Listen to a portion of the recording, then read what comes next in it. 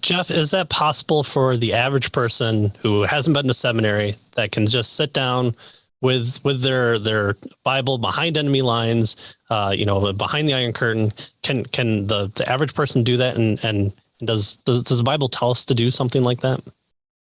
Absolutely. I will say that the Bible does tell us to do it in relationship with a local church, in relationship with other believers. So it's not a matter of me and my Bible alone under a tree. It's not a matter of what we sometimes call solo scriptura. So it is a great benefit to have the help of other believers. And sometimes we have seen the benefit in collecting really smart other believers in one place and using them to train future pastors and send them out. But I consistently tell people in my congregation that I benefited greatly from going to seminary. I recommend it to someone who wants to go into the ministry, with some caveats. But that I have benefited so much more greatly, and my seminary education pales in comparison to just reading the Bible every day since I was 6. Like, it's just, it's familiarity with the word, being able to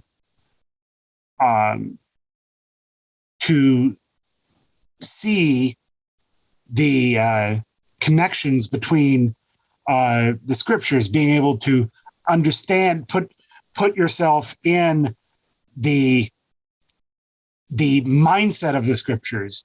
I mean, one of the simplest examples is just that, and we know this as a difference between the way Christians read the Bible and the way like atheists read the Bible. But just adopting the Bible's own supernatural worldview. Like I say, that is a difference between the way atheists read the Bible and the way Christians read the Bible, of course. But I would say that even, I was going to say as Christians, but let me say as Jeff, I too often do not take the Bible's own supernatural worldview into my reading of the scriptures. So that when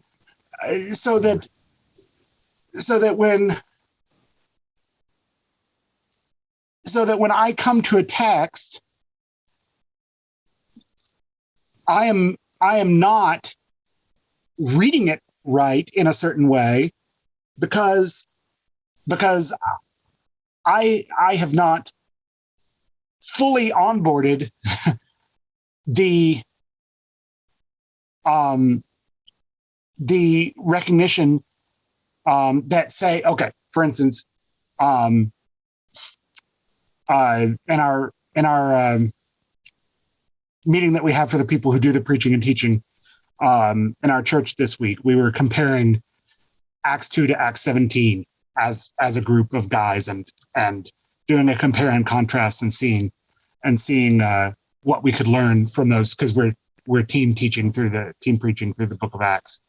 And so we were doing a compare and contrast to see what we could notice there that might help us in our approach to the whole book, which maybe we should have done before we preached all the way through Acts 2. But anyway, you see, this is one of the values of going just way too slow. Anyway, but one of the things I noticed there that I hadn't noticed before, that is really just a product of reading the Bible as a supernatural document about a supernatural world, because there is no other kind of world. Yeah. And because the scriptures are breathed out by God, they're therefore supernatural as well. so I noticed that in Acts 2, there's the famous, they must be drunk on new wine. And then I hadn't noticed before that there's a parallel in Acts 17. There are two of them. And hopefully I can stutter enough to remember what they are. It's that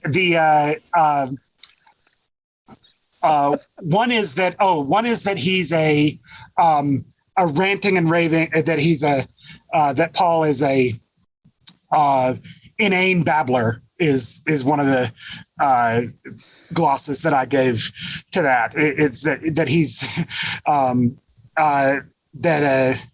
that he's just off his rocker philosophically. They've already got that. They've already got that critique of him. And then the other is that he is the gloss I gave was the herald of foreign demons. So it's usually translated that he's proclaiming or preaching foreign gods, but the word is actually daimonion, which can mean gods or demigods or whatever, but it's where we get the word demon. And so and so I noticed, like people are going to get saved in both of these events, a lot in the sermon in Acts 2, and only a few in the dispute in Acts 17. But people are going to get saved in both these events. So what is Satan doing? He's thrashing around wildly. He's got nothing on Peter. He's got nothing on Paul. So he's throwing out the wildest accusations to see if they can stick. So that there's like he did with Jesus. I'm sorry? Like he did with Jesus. Yeah. Oh, he casts out demons by the prince of demons. Yeah. Sure. That would make sense. And it's nice of Jesus to quote Abraham Lincoln, by the way.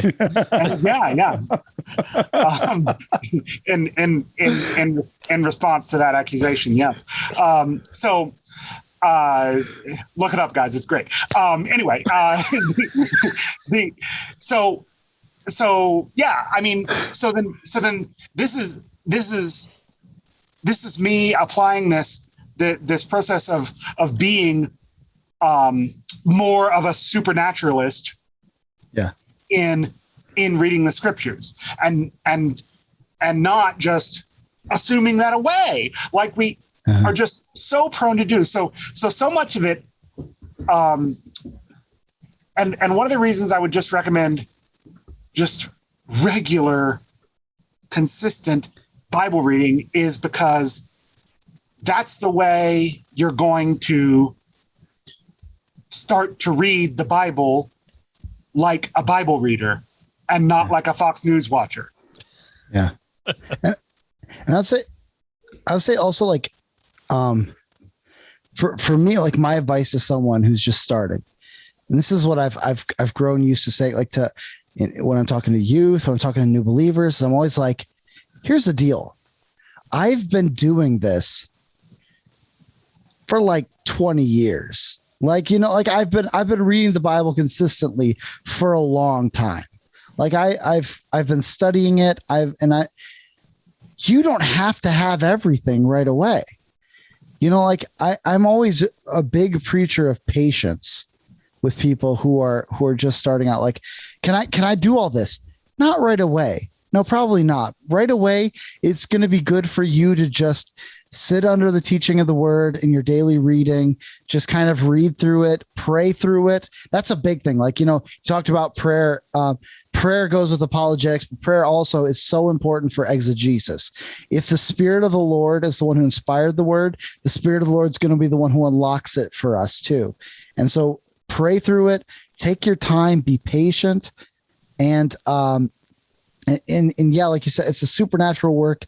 But then when it comes to doing the hard natural study, I think it's also good to be patient, to say, you know what, even with that, take your time. Like, I worked as a construction worker for 9 months, and I was just the worst. I was just the worst. I learned something very valuable, and that is I should not be a construction worker. But another thing, I remember once this guy was, I was drilling this hole through a board that was through a bunch of boards stuck together. And it was the most crooked, crappy hole I've ever. Do you say crap on this podcast? Sure. I mean, okay. let's go too far for some people. Anyway, I was just this crookedest hole and it was terrible. And then the guy walks up to me and one of the other guys, he's just like, here's the deal, man. You left your tools in your belt. He's like, here, you've got this straight edge, the square. So use that. You could have used this in your pencil and drawn a line. You could have lined it up. And so that was I remember hearing that phrase and being like, man, how often do we do that when it comes to studying the word? We just leave our tools in our belt. We've already got tools how to read an email. You know how to take in the information. You know how to try and read it and try and figure out the voice of the person you're reading. You know how to, there's a lot of tools that you already have for studying. And then maybe over time you start adding tools to your belt. You start to add tools you study a catechism. I think I know it doesn't sound like it, but that's a huge tool for biblical study and for even for exegesis, because you're getting the big picture. These catechisms were written by men who have brilliant students of the word and we're brilliant at bringing together everything in a total picture, and that's going to give you a broad picture that you can use that's going to help you out with individual texts way more often than you think it would. And also bring a tool. You'll have tools of I think the biggest tool is just learn to become a sponge about anyone talking about the word. When someone says something about the word, you just take it in, test it, be a Berean. And maybe you come to the conclusion that this person is wrong and you're going to learn something from proving them wrong.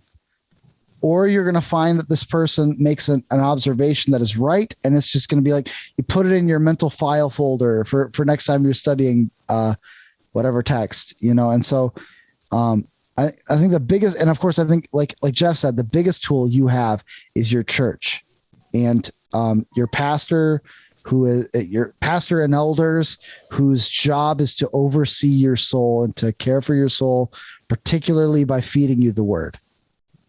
You don't have to figure it out yourself. Be patient, take advantage of your tools, take advantage of what the Lord has given you, Awesome. And I let me jump on that message of patience. It's always true.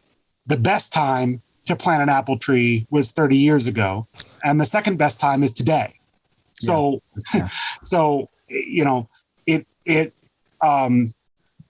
don't grow weary in well doing, because in due season we will reap a harvest if we faint not. And you say that patience is part of the natural aspect of reading the word, and of course it is. But who says it's not part of the supernatural aspect? After all, the kingdom of heaven is like yeast. Yeah. What's yeast like? Yeah. You can't even tell it's there at first, and then it becomes undeniable over time. and so so that is how God has made the world work. Yeah. And it's also how he has equipped you for your word work is that it is something where you will slowly,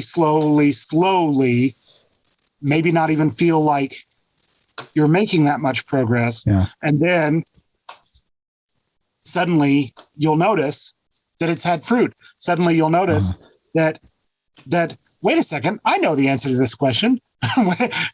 Wait a second. Yeah. I'm seeing this, and I'm seeing how it was back there. And that is just the way God has framed the world. So don't kick against it. I think that the church and the amazing resources that we have in English through the internet today, including, of course, this podcast, but the amazing resources we have available to us, it is that is an amazing way to give a boost to the work you're doing, but ultimately it's more like farming than it is like jumping in on Bitcoin at just the right time. Right? Yeah. Nice. And maybe I should clarify what I meant by natural. I was reading the Chicago Statement of Biblical Hermeneutics this morning, and they make the comment that in the same way, or I guess I think they would mean in an analogous way to the way that Jesus is both human and divine, and how those are distinct but inseparable. In the same way, the Bible is a human work and it is divine work. Like, it is a human work in that you have to remember that these are real men in a real place. Like, this is going back to that thing we talked about with, like, put it back in its historical context, with the original readers have appreciated your interpretation, and say it's a human work in that way. It's written. We have to figure out, in some ways we are trying to learn, what is Paul's style? How does Paul use language? How does this sentence work out? What does he mean by this sentence? Try and figure out what or for our purposes in the gospel, or in the epistle of the Apocalypse, what would the original readers have pictured in their minds, knowing what their city was like and what their world was like, and what is John using of their mindset in order to help them understand this. And in some ways, in many ways, I want to say be patient and take your time, trust the Lord's process. But I also want to be like, I also don't want to tell you it's not going to be work. I want to make sure that, like, I think there's people who hear that it's a spiritual work and they think, all right, so the Lord's just going to download it all to my brain. I can just flip open my Bible, read a verse. That's what I need for today, and go. But, like, there is work to it. And I don't want to undermine that. And I want to make sure that anyone listening to this podcast doesn't hear us say it's not work. Like, it's going to take years of study, your whole life. And who knows, we might just be starting when we get to heaven. Like, we're all going to be handed out Bibles in the new heavens and the new earth, and be like, all right, I've added a few pages, and then and we're going to have more to study. Yeah. And we're going to have more to study for all eternity. Like, there's going to be work involved.